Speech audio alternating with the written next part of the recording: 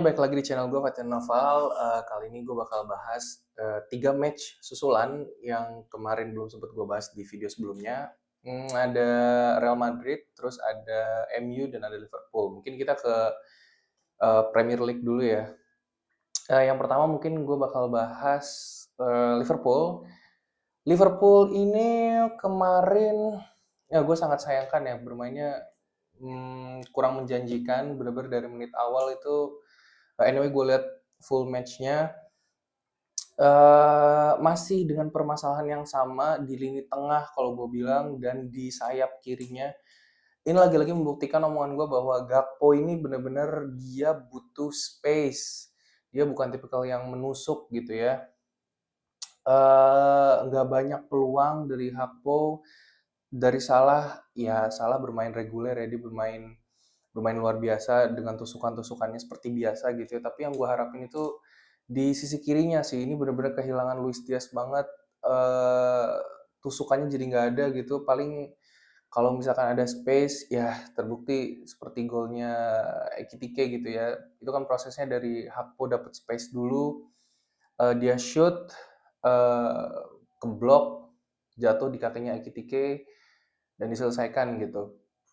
Tapi terlepas dari gol itu, Hakpo juga nggak terlalu kelihatan gitu menurut gue ya. Jadi ini akan sangat berbahaya ketika Liverpool harus bertemu dengan musuh yang lebih lebih lebih susah gitu ya. Itu pun Liverpool juga cukup kesusahan ya lawan Fulham ya, karena ya tadi lini tengahnya itu tidak tidak berjalan sesuai dengan apa yang diharapkan oleh Arne Slot menurut gue ya. Karena lagi-lagi Florian Wirtz belum belum kelihatan gitu menurut gue ya. Jadi mungkin si Ryan Gravenberch ya yang main cukup cukup cukup bagus, dia bisa jaga kedalaman, passing-passingnya juga oke banget, dia tahu combination play gitu. Padahal dia seorang DM ya, jatuhnya lebih ke DM ya kalau kemarin itu. Dan ya selebihnya Liverpool bermain menurut gue tidak seperti Liverpool 2 tahun lalu gitu ya, dan itu udah kelihatan sebenarnya dari laga kemarin gitu ya. Tengah dan sisi kirinya itu masih masih masih belum bisa mengakomodir apa yang diinginkan oleh si Arne Slot gitu. Tapi sisi positifnya adalah ketika Hakpo ditarik terus dimasukin si siapa tuh pemain barunya, Rio ya, Rio atau siapa, gue lupa. Itu bermain cukup bagus loh itu, padahal dia masih muda kan, dia berani nusuk. Nah itu seharusnya yang diharapkan oleh Arne Slot, penetrasinya itu yang seharusnya bisa ditawarkan oleh si Gakpo, tapi Gakpo nggak bisa ternyata. Nah si Rio ini pemain muda ini dia cukup cukup bagus gitu ya, dia ketika dia masuk ada warna yang berbeda lah, dia bisa penetrasi, dia bisa cut inside. eh Dia benar-benar bisa cukup berbahaya gitu ya di depan, sehingga menghidupkan sisi kirinya gitu. Yang perlu diwaspadai Liverpool ini sebenarnya di sayap kirinya. Kerkes itu menjadi bulan-bulanan di babak pertama itu untung banget lawannya Fulham gitu ya. Tapi Fulham ya bermain cukup pintar, dia tahu di sisi kanannya. Anyway, Szoboszlai ditaruh di kanan tidak terlalu buruk ternyata ya, tidak seburuk bahkan ketika dia ditaruh di tengah gitu. Lumayan lumayan jago ditaruh di sisi sebelah kanan, tidak secara attacking tapi secara defensif dia punya atribut untuk defense, body balance-nya bagus, sering menang duel juga.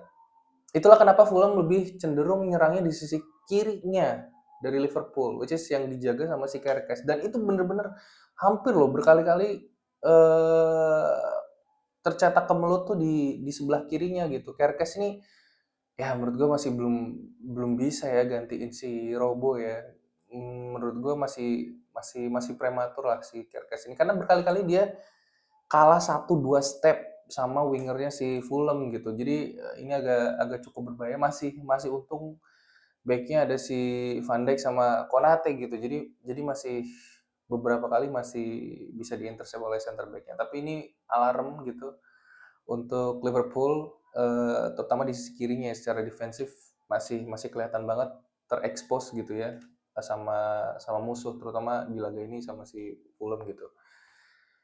Ya mungkin itu Ekitike ini ya oke lah dia I mean he create the goals dan menurut gua itu sih belum cukup ya untuk tim sekelas Liverpool tapi ya namanya striker ya harus cetak gol dan dia bisa 3 match 3 gol tapi permasalahannya terlepas dari golnya itu dia nggak terlalu kelihatan juga gitu secara permainan kontrolnya buruk sekali first touch-nya kurang terus masih sering banget salah passing tapi one tap dan gol itu 1 poin plus lah at least dia masih bisa cetak gol gitu better daripada ya mungkin kita bandinginnya apple to apple dengan Sesko ya dia masih better Ekitike secara positioning dia masih oke golnya juga cantik-cantik kayak gol gol sulit semua gitu ya gue sih berharap tapi ya itu permasalahannya ketika lu dapet striker yang kayak Ekitike gini lu hmm,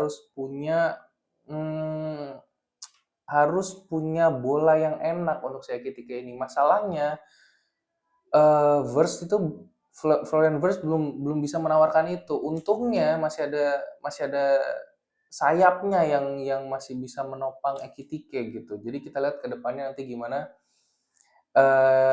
karena dia striker yang special step in ya menurut gue ya. Karena tap innya bagus banget itu.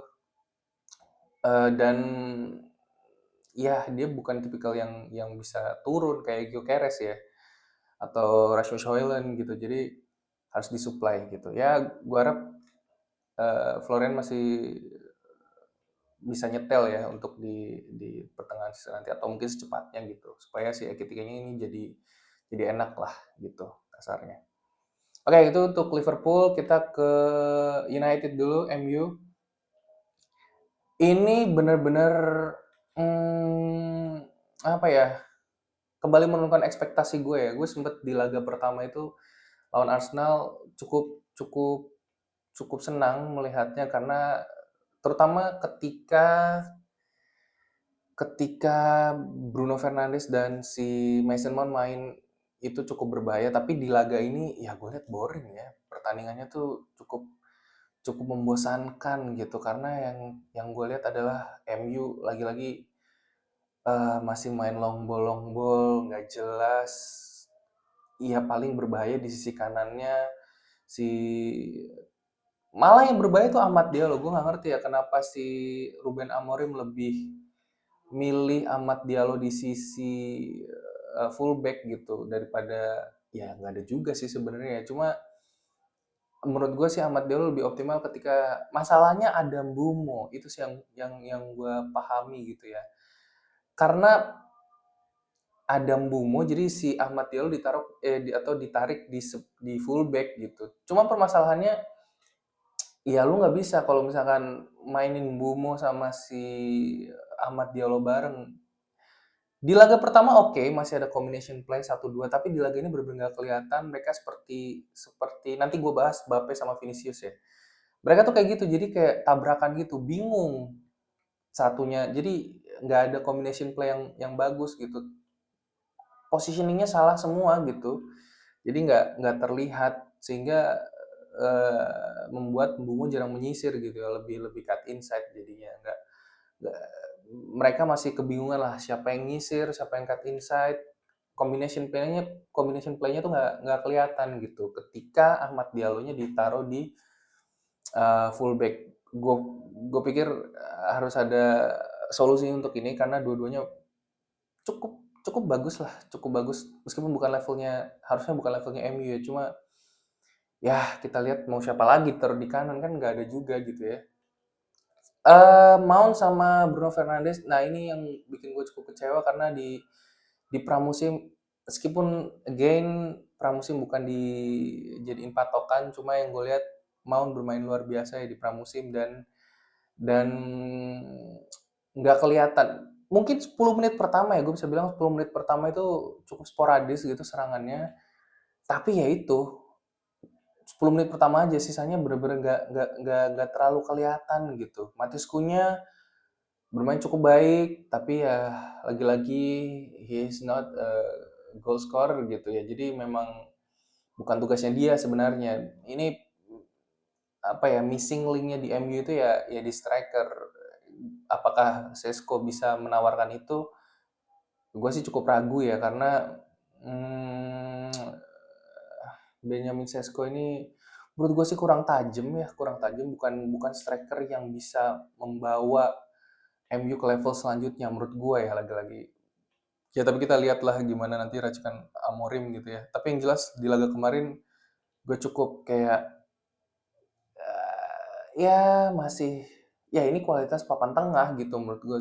Akan berat kalau MU mainnya kayak kemarin terus ya.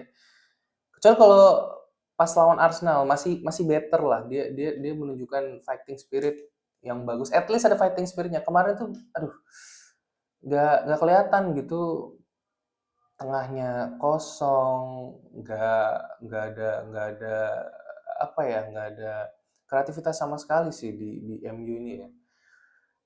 Tapi ya kita, ini juga masalahnya dialami oleh pesaing-pesaingnya juga sih. City juga kayak gitu. Ini banyak banget di Premier League yang top 6-nya itu lini tengahnya tuh nggak berjalan ya so far ya. Udah berapa pekan kedua, ketiga. Itu lini tengahnya banyak yang nggak kelihatan menurut gue. Bener-bener dibiarin kosong aja gitu menurut gue, kalau lebih lebih trupas-trupas dan nggak ada kreativitasnya gitu. City juga mengalami hal yang sama. Liverpool kita lihat versinya nggak ada. Di City juga si Cherki kemarin juga di match awal doang, kemarin juga nggak kelihatan. Ini terjadi sama MU.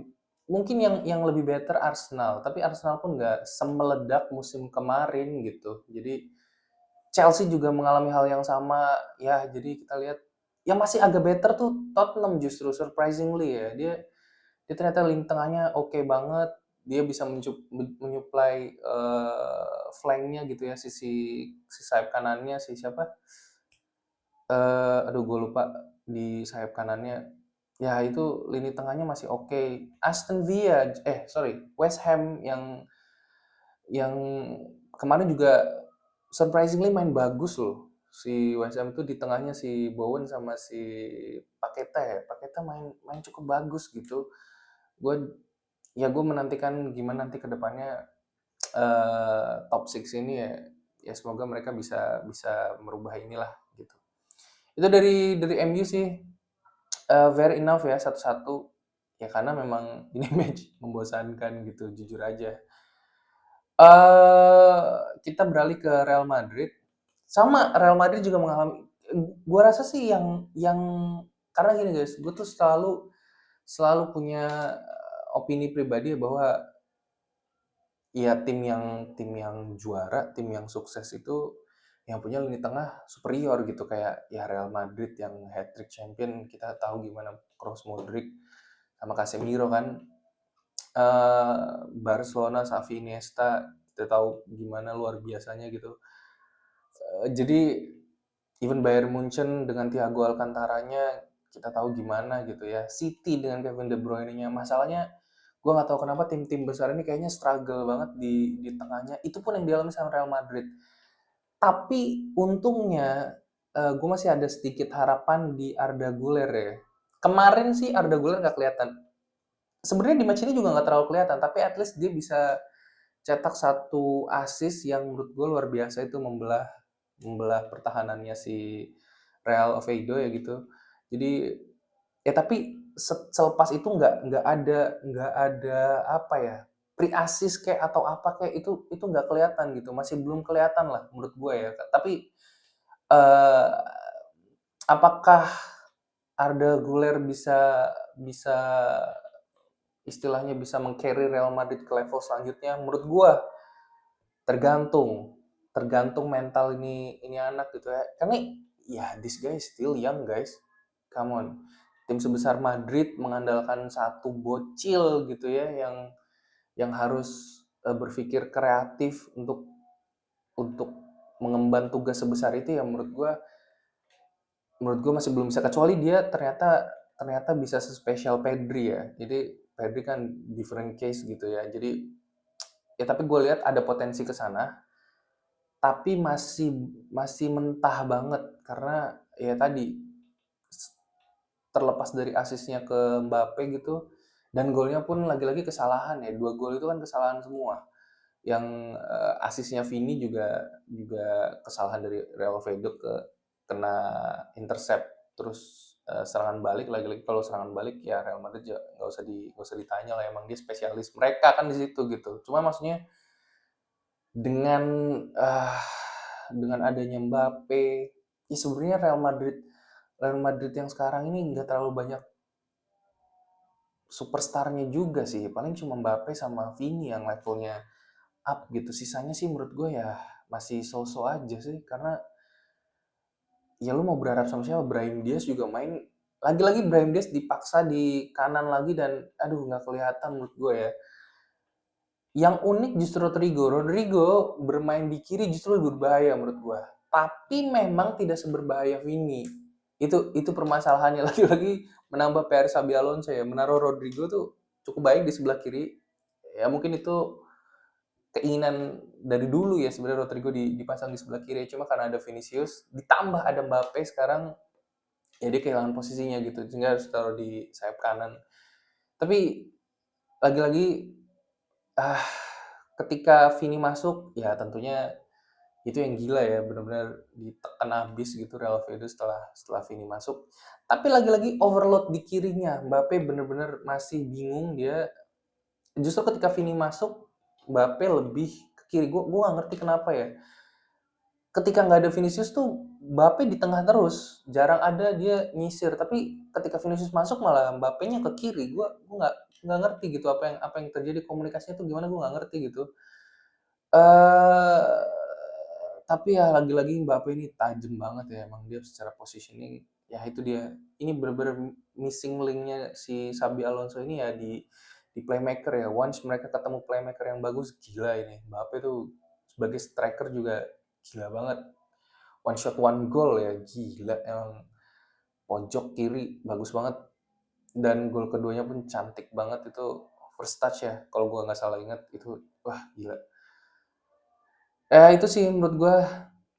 Ya mungkin overload-nya itu ya sebenarnya mungkin rotasi ya, tapi ya yang gue lihat sih justru bukan rotasi tapi malah kayak mereka bingung gitu. Kayak persis kayak case-nya si Diallo sama si Bomo. Jadi nggak tahu gitu pergerakannya siapa yang harus passing, siapa yang harus jadi pemantul tuh masih masih bingung gitu Mbappe sama Vinicius. Lagi-lagi eh sisi kanannya sih kalau gue lihat masih masih jadi problem ya.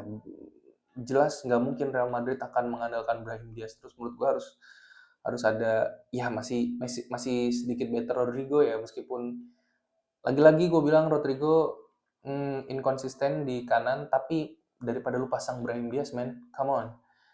Aduh ini parah ya menurut gue ya, bener-bener bukan levelnya Madrid. Udah Brahim Diaz memang job desk-nya itu ya sebagai sebagai sebagai super sub gitu, bukan bukan starter. Itu sih yang gue lihat ya dari Real Madrid. Sekian dari gue, like, comment dan subscribe, share ke teman-teman lo yang mungkin suka bahas bola. Salam olahraga.